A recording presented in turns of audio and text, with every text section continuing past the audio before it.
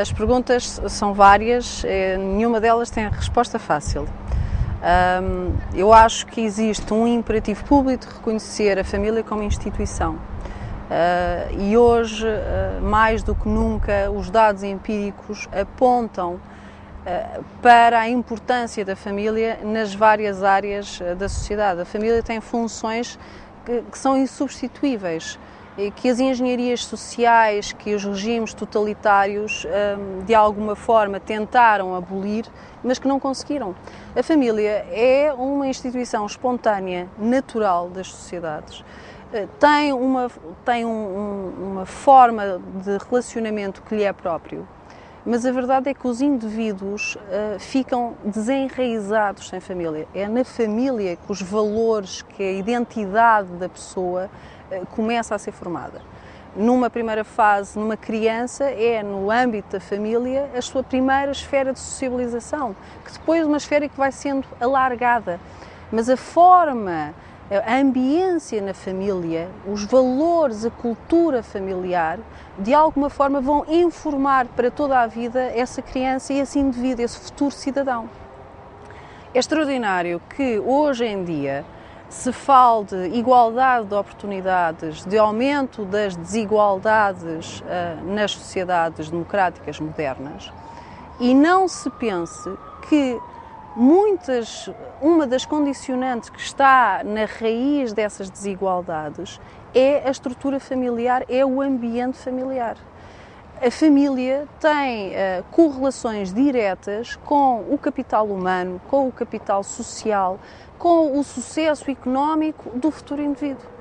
E, portanto, uma política pública terá de sempre que ter em conta essa instituição, a instituição família. Uma outra questão que me colocou é: será que todas as tipologias são as mesmas? Não, não. E cada vez mais os dados empíricos apontam que existem tipologias melhores do que outras. Claro que existirão sempre exceções, mas inequivocamente existe uma tipologia familiar que claramente tem uma funcionalidade mais positiva para a sociedade democrática como um todo do que outras. E essa tipologia é a família nuclear biparental. O casal, a família nuclear, é mais do que a soma das partes. Tem benefícios, não só tem benefícios para os indivíduos adultos, mas são benefícios que resultam mais do que a mera soma de cada uma das partes. É uma instituição onde a nossa liberdade individual, por muito paradoxal que isto pareça, a nossa liberdade individual é exponencializada.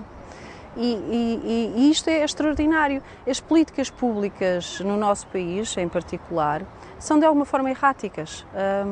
Não existe um pensamento estrutural por parte do Estado relativamente à família. E isto tem razão de ser, isto tem uma história. Uma história que muitas delas têm as raízes no século XIX, em que se considerou que a família era uma instituição arcaica, que já não fazia sentido, que não era suficientemente democrática. Os regimes totalitários foram sempre contra a família. Porquê? Porque é um contrapoder. A própria família é um contrapoder.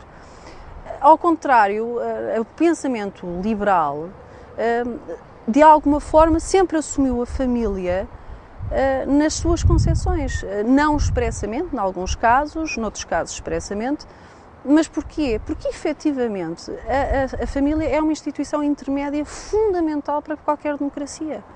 Valores como a tolerância, como o respeito, a participação, o altruísmo, são valores inerentemente instalados pela família.